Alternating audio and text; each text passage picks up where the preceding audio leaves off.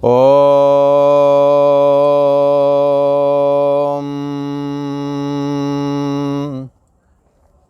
श्री योग वासिष्ठ के उत्पत्ति प्रकरण में श्री वशिष्ठ जी महाराज बोले, हे राम जी,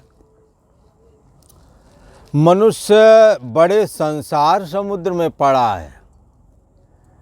कई बार अपन को लगता है कि यहाँ बहुत सुख है। बचपना में खेलते समय ऐसा नहीं लगता है कि आगे कोई समस्या आने वाली है। अज्ञानता बालक को है और आगे भविष्य में क्या होने वाला उसे ख्याल नहीं आ रहा।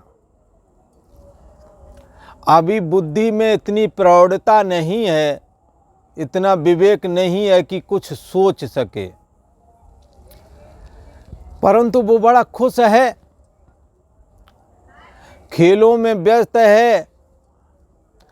और गांव में तो गिल्ली डंडा वाला खेल, कंचा वाले खेल, इन खेलों से कोई पदक तो मिलने वाले हैं नहीं, न कोई देश का नाम रोशन होवेगा, पर इसी में खुश हैं। पढ़ना भी नहीं चाहते, उन्हें अच्छा लगता है। पर जो समझदार हैं वो देखते हैं कि ये समय जाया कर रहा है। इसी प्रकार से जब जवानी भी हम शास्त्र के अनुकूल और सज्जन पुरुषों के अनुकूल जवानी का इस्तेमाल नहीं करते हैं और कुछ मनमाने ढंग से ही चलते हैं, मार्ग सोई जाको जो भावा, जैसा मार्ग जो अच्छा जिसको लगा उसी पर चल पड़ते हैं।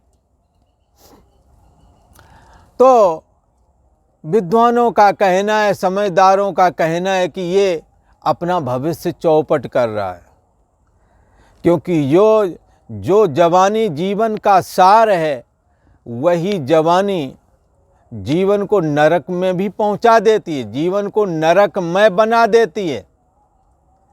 जिन्होंने जवानी संवारी उन्होंने सब संवार लिया है, और जिन्होंने जवानी पर अंकुश नहीं रखा वो इस थोड़े से जवानी के पीरियड में इतना कर्म कर लेंगे कि करोड़ों जन्म ले करके उसका भुगतान होवेगा। किसी ने कहा ये कैसी कही बात। रामचरितमानस में एक प्रसंग आता है, कागभूषुंडी जी पिछले जन्म में शिव जी के मंदिर में बैठे हुए थे, जप कर रहे थे, और गुरु आए, अभिमान से उठ नहीं कीन प्रणाम नहीं किया। और कैसा करते थे, गुरुसन द्रोह करें दिन राती, लड़ाई झगड़ा करते रहते थे। कर्म बिगड़ गया।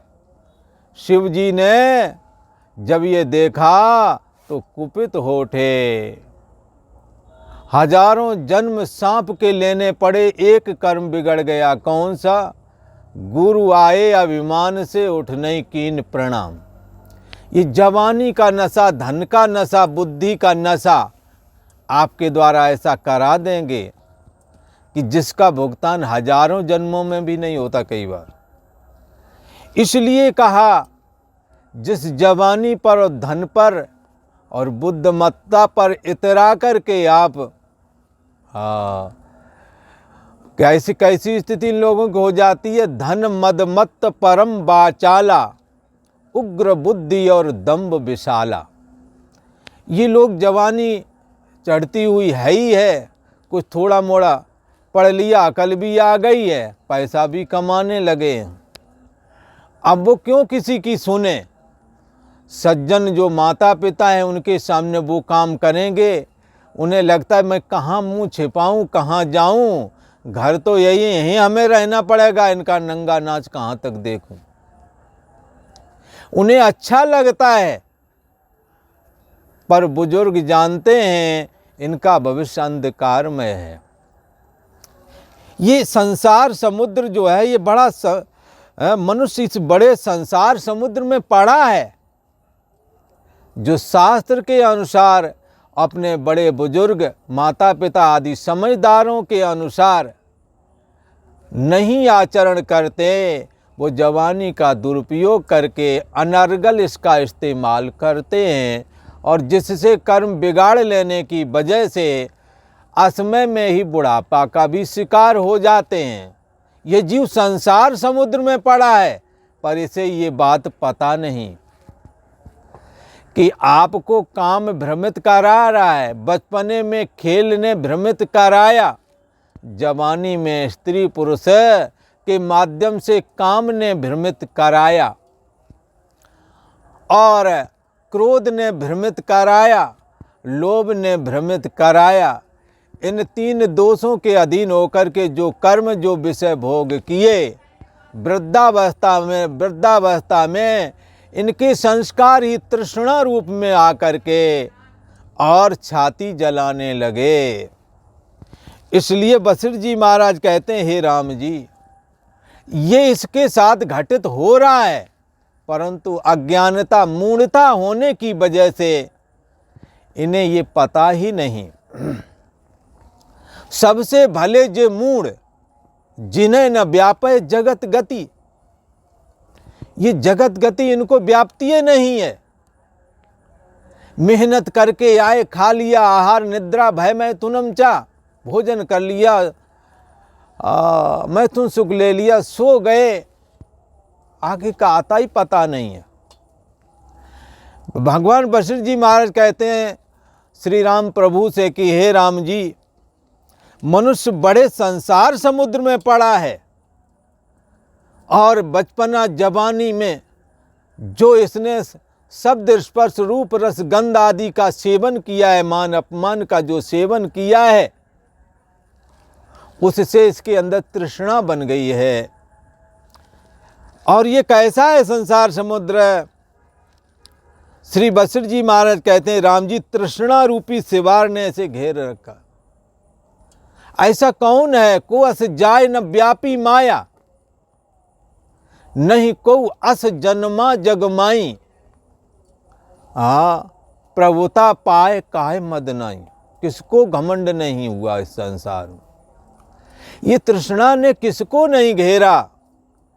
बचपने जवानी बुढ़ापे में जो मन में आया किया, संस्कार बने रखे, अब शरीर भी काम नहीं करता है, न खा पाते न पचा पाते हैं, अंदर वासना वही पड़ी है, प्रबल हो चुकी है। तो उसको कहते हैं जब चाहत हो और खा न पाएं, जब चाहत हो भोग न पाएं, तो इसको कहते हैं उस समय जो छाती में जलन होती है उसका नाम है तृष्णा। इस कारण ये तृष्णा ने इस संसार को घेर रखा है, हर किसी को घेर रखा है। पहले वासना के द्वारा बांधता है और फिर तृष्णा के द्वारा जलाता है। जैसे कोई बचपन कोई बालक जन्मता है और वो अपने को कहता मैं बालक हूँ, वही बालक जवानी में प्रवेश करता है, जवानी बुढ़ापे में प्रवेश कर जाती है।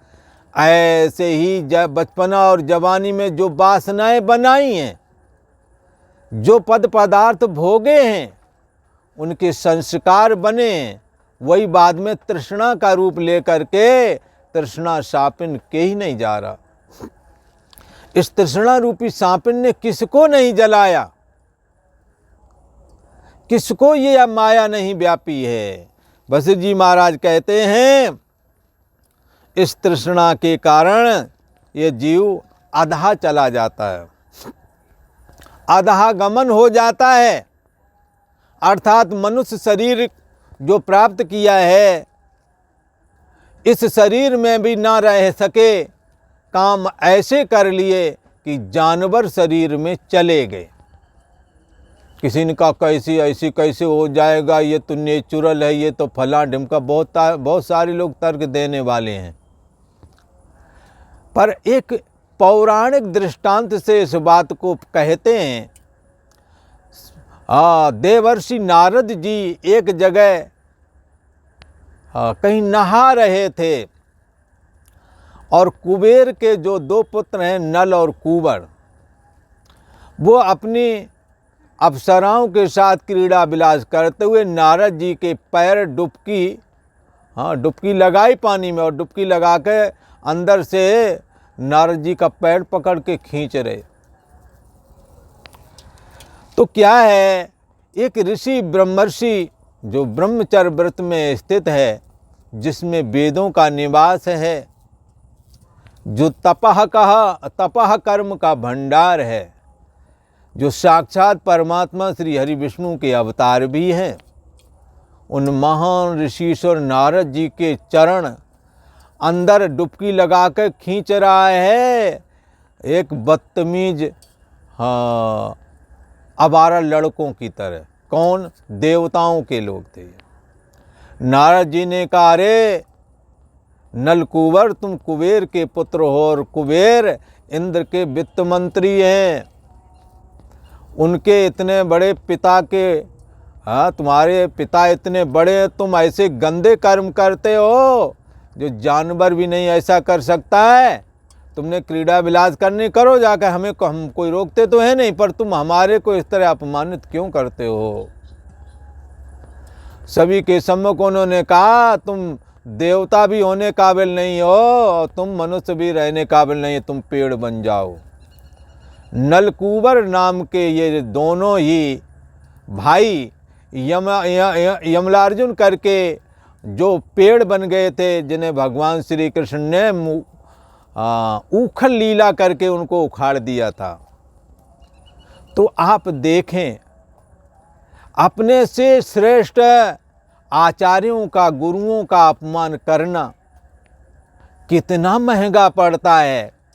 सज्जन पुरुषों का अपमान करना कितना महंगा पड़ता है कि मनुष्य भी ना रह सके, पेड़ बन गए। इस कारण श्री वशिष्ठ जी महाराज कहते हैं कि तृष्णा से ग्रसित, वासना से ग्रसित ये जीव अधा चला जाता है, मनुष्य शरीर में भी नहीं रह पाता, जानवर बन जाता, पेड़ बन जाता है। और एक दृष्टांत रामचरितमानस में भी आता है। श्री गौतम ऋषि की पत्नी अहिल्या जी ने इंद्र के साथ में, कहते हैं, जानबूझ के समागम किया था, जिससे कुपित होकर के श्री गौतम जी महाराज, जो ब्रह्मर्षि की पदवी को प्राप्त हैं और ब्रह्मा जी की सभा में विराजमान होते हैं, अपार तेज है, गायत्री का निवास है उन्हों के अंदर, उन्होंने श्राप दिया, अरे तुम मनुष्य रहने काबिल नहीं हो, तुमने तो ऐसा काम किया जैसे कोई पत्थर हो, दिमाग ही ना हो। तुम साक्षात, अहिल्या से कहा, तुम्हारा निर्माण साक्षात ब्रह्मा जी ने किया है, और इतना होने के बाद में भी तुम्हारे कर्म ये, इसलिए तुम तो पत्थर ही हो जाओ। अहिल्या को पत्थर बना दिया। जब श्री राम प्रभु आए और चरण छुए तो अहिल्या की चेतना वापस आई और पुनः वो ठीक हो गई, और पुनः उसका शरीर चेतन हो गया। तो क्या है कि हमारा जब गलत रास्ते में हम पैर देते हैं, जिम कुपंथ कहते हैं, कुपंथ मग दे, ये रास्ते में जब गलत रास्ते में चल पड़ते हैं तो तन में, शरीर में कोई तेज रह ही नहीं जाता। इस कारण आधा से आधा ये चला जाता है, और राग द्वेष रूपी भंवर में ये कष्ट पाता है। कभी राग के द्वारा पीड़ित तो कभी द्वेष के द्वारा पीड़ित हो जाता है। राम जी उससे तरने के निमित्त मन रूपी नाव है। जब शुद्ध रूपी नाव, जब मन रूपी नाव पर आरूढ़ हो, तब संसार समुद्र के पार उतरे, अन्यथा नहीं उतर पाता, कष्ट को प्राप्त होता है। कहाँ, कौन सी नाव पर जब बैठे? शुद्ध मन रूपी नाव पर जब चढ़े। किसी ने कहा हमारा शुद्ध मन क्या है और अशुद्ध मन क्या है? तो जो मन विषयासक्त है, संसार की सत्यता से ग्रसित है, तो ऐसा मन, विषय लोलुपता की ओर जाने वाला मन अशुद्ध मन कहा गया है। और विषय लोलुपता से रहित मन, शास्त्र संस्कार वाला मन और परमात्म चिंतन करने वाला, ध्यान साधना करने वाला मन निर्मल कहलाता है। तो क्या है कि ये निर्मल मन के द्वारा परमात्मा की प्राप्ति होती है। इसलिए कहा निर्मल मन जन सो मोय पावा, मोय कपट छल छिद्र न पावा भावा। कौन सा मन चाहिए? निर्मल मन चाहिए। निर्मल मन ये संसार समुद्र से पार कर देता है। हे राम जी, इसीलिए तो कहा गया है मनेव मनुष्याणाम कारणम बंध मोक्षयो। ये मन जब विषयासक्त होता है तो बंधन का कारण, और विषयों में जब आसक्त नहीं होता है और साधन भजन में लगा हुआ है, सतशास्त्र के चिंतन में लगा हुआ मन है, ऐसा मन निर्मल कहलाता है। और निर्मल मन में दुर्लभ ब्रह्म ज्ञान प्रकट हो जाता है। हे राम जी, अपना मन ही बंधन का कारण है। उस मन को मन ही के द्वारा काट डालो, मन को मन के द्वारा काटो, क्योंकि ये मन ही बंधन का कारण है। इसलिए क्या करना है? ये क्या करता है मन? दृश्य की ओर सदा दौड़ता है, हमेशा विषयों की ओर दौड़ता रहता है। राम जी, उससे वैराग्य करके आत्म तत्व का अभ्यास करो, तब ही इससे छूट पाओगे। और उपाय छूटने का नहीं है। मन से विषय की लोलुपता का त्याग करना है, दृढ़ वैराग्य को धारण करना है। जहाँ जैसी वासना से मन आशा करके उठे, हे राम जी, उसको वहीं रोक दो, क्योंकि जहाँ खड़े हो वहीं रुक जाने में भलाई है। मन यदि दौड़ने लगा तो दूर से दूर चला जाता है, विषय लोलुपता में फंस जाता है। जैसी वासना से मन आशा करके उठे, उसको वहीं बोध करके त्यागने से तुम्हारी अविद्या नष्ट हो जाएगी राम जी। त्याग क्या है? विषय लोलुपता छोड़ देना ही त्याग है। हे राम जी, जब प्रथम भोगों की वासना का त्याग करोगे, तब यत्न बिना ही जगत की वासना भी जाती रहेगी। जब भाव रूप अभाव, जब भाव रूप अभाव जगत का किया, तब निर्विकल्प सुख रूप होवेगा। जब भाव रूप अभाव जगत का, ये जगत भाव रूप दिखता है पर सच्चे अर्थों में रहता नहीं है। जब भाव रूप अभाव जगत का त्याग किया जाता है, तब निर्विकल्प सुख रूप होने लगता है। ये किसी ने कहा, ये कैसी बात कही? भाव रूप अभाव जगत का। अब बचपना का भाव दिखा था, पर वो सच्चे अर्थों में था नहीं, इसलिए अभाव रूप ही था। इसलिए कहा जब भाव रूप अभाव जगत का त्याग किया जाए। ना मैं बालकपना हूँ, बालकपना दिखा है, सच्चे अर्थों में नहीं है। ना मैं जवान हूँ, जवानी भी पहले नहीं थी, बाद में नहीं रहती, बीच में थोड़े समय के लिए आई, फिर बुढ़ापा आ गया। तो भाव आया, जवान बचपने का आया, जवानी का आया, बुढ़ापे का आया, पर रहे एक भी नहीं। इसलिए यहाँ कहा जब भाव रूप अभाव जगत का त्याग किया, तब तो फिर एक निर्विकल्प तत्व ही बचता है। जब सब दृश्य भाव पदार्थों का त्याग होता है राम जी, तब भावना करने वाला ये मन भी तो नहीं रहता। मन अमन को प्राप्त हो जाता है, मन नष्ट हो जाता है। हे राम जी, जो कुछ संवेदन फुरना है, उस संवेदन का होना ही तो जगत है। मन रूप संवेदन ही तो जगत रूप बना हुआ है, और असंवेदन होने का नाम निर्वाण है। जब मन संकल्प विकल्प से रहित होकर के शुद्ध चेतन मात्र सत्ता मैं हूँ ऐसा धारण करके संवेदन रूप जगत का, देह का, मैं मेरा तू तेरे का त्याग कर देता है, तो निर्वाण को प्राप्त हो जाता है ये मन।